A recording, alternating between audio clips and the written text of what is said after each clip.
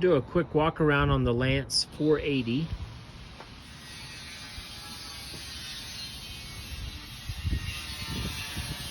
It's 9 foot 6 inch.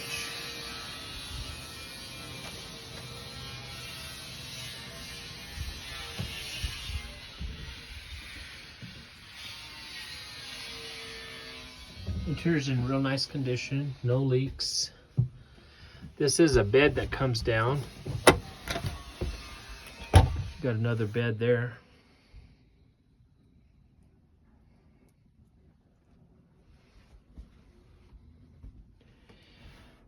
Did an ops check on it in November before we winterized it.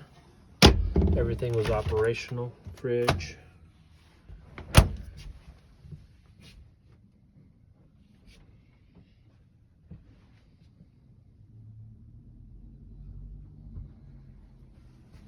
The only thing that is leaking is the outside shower, which is capped off, but everything was working. The stove,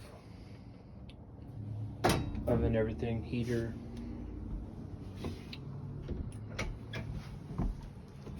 Does have the bathroom in it. The toilet has a new flush valve that was leaking. We took care of that.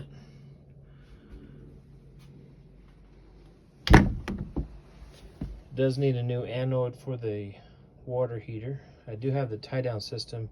It was mounted in around a 95 Ford F350.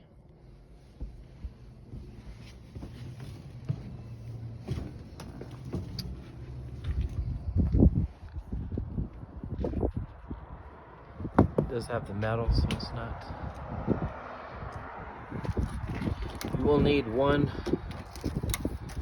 tank I was able to certify. I think it was one of these tanks was not. Might need one new tank. Yeah, see there I was able to certify that one 1120, but this one would not certify. It's only running off one tank right now.